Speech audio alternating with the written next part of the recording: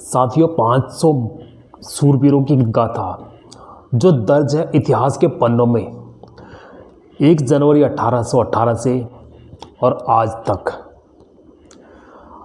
दोस्तों, वो महान सूरवीर जिन्होंने दलित समाज का, महार समाज का इतिहास एक ऐसे मुकाम पर लाकर खड़ा कर दिया कि सबको गर्व हुआ कि हमारी कास्ट भी कुछ होती है।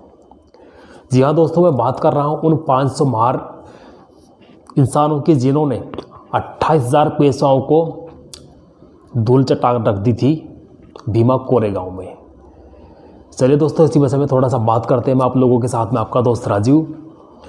दोस्तों, शौर्य दिवस 1 जनवरी 1818 का वो दिन जब कोरेगांव में भीमा नदी के किनारे लड़ा गया भीमा कोरेगांव युद्ध। सामने खड़े थे 28,000 पेशवा और उनके सामने थी ब्रिटिश सेना के साथ 500 महार इंसान। महार इंसान एक ऐसी जाति थी जिनको अछूता समझा जाता था, लेकिन अपने अछूता समझने का जो उनको एहसास दिलाया गया था उसका बदला लेने के लिए उन्होंने कोरेगांव में वो इतिहास लिख दिया जो आज तक जाना जाता है, जिसके बारे में बहुजन मीडिया या फिर जो बहुजन समाज के जो लोग हैं वही जानते हैं। अन्य कोई भी पत्रकार या फिर कोई भी मानववादी संस्था या संगठन का इंसान इस बारे में बात नहीं करता।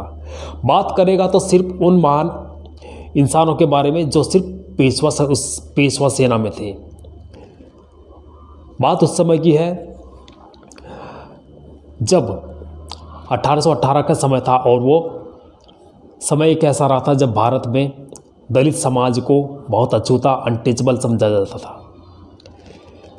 कहें तो महार लोगों के साथ में, दलित लोगों के साथ में इतना जातिवादी भेदभाव होता था कि उनको अपने पास बैठाना भी पसंद नहीं करते थे मनवादी व्यवस्था वाले लोग। एक ऐसी व्यवस्था बना कर रख दी थी महार लोगों के खिलाफ, दलित लोगों के खिलाफ, कि उनके गले में हांडिया कुछ ऐसा बर्तन लटका होता था और पिछवाड़े में झाड़ू बंदी होती थी।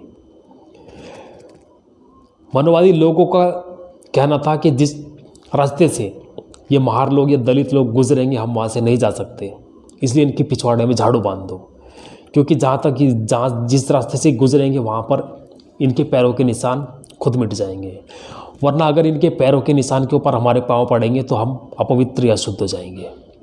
ऐसी सोच उस पेशवा समाज की, ब्राह्मण समाज की उस समय रही, मनवादी समाज की रही कि महार समाज को, दलित समाज को इतना घृणित समझते थे। रास्ते में अगर बहुजन समाज के लोग जाते थे, दलित समाज के लोग जाते थे तो उनका थूकना भी मना था। उनके गले में हांडी दी थी लटकाने के लिए कि इस हांडी में तो आप थूक सकते हो, अगर आप थूकोगे तो धरती जो है वो अपवित्र हो जाएगी। ऐसी कठिनाइयों का सामना बहुजन समाज ने, दलित समाज ने उस समय किया, उस महार समाज ने उस समय किया। बात उस समय की आती है जब हिंदुस्तान को गुलाम बनाने की साजिश ब्रिटिश शासन रच रहा था और हिंदुस्तान के अंदर प्रवेश करके हिंदुस्तान को गुलाम बनाना चाहता था।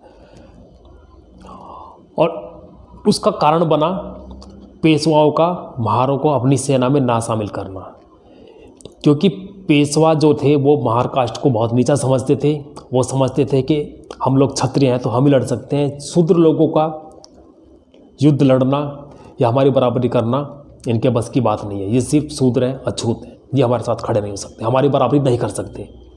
तो ऐसी घृणित सोच उस समय उन लोगों की थी। लेकिन महार लोगों ने एक ऐसा इतिहास रचकर रख दिया, जब अंग्रेज लोगों ने भारत पर आक्रमण करना चाहा तो जब पेशवाओं के द्वारा महार लोगों की खिलाफत हुई तो वो लोग ब्रिटिश सेना में शामिल हुए और एक ऐसा इतिहास रच दिया कि 500 महार लोगों ने 28,000 पेशवाओं का कत्लेआम कर दिया और एक ऐसा इतिहास रचकर रख दिया कि जो आज भी भीमा कोरेगांव में एक ऐतिहासिक दिन के रूप में मनाया जाता है। 1 जनवरी 1818 को 500 महार लोगों ने 28,000 पेशवाओं के सर कलम कर दिए थे और इतिहास ऐसा रच दिया था जो आज तक दर्ज है। तो ये महान गाथा है उन लोगों की जिन्होंने दलित समाज को, बहुजन समाज को एक ऐसी सीख दी कि कभी भी अपने आप को नीचा मत समझो, हमें जो नीचा समझे उसे समझने दो, लेकिन अपने आप को नीचा मत समझो। ठीक है दोस्तों, तो ये एक ऐसी कहानी है युवा कोरेगांव की, इसके बारे में कल आपसे मैं बात करूंगा पूरे विस्तार सहित। आज मैंने थोड़ी सी इसके बारे में थोड़ी सी जानकारी दी है।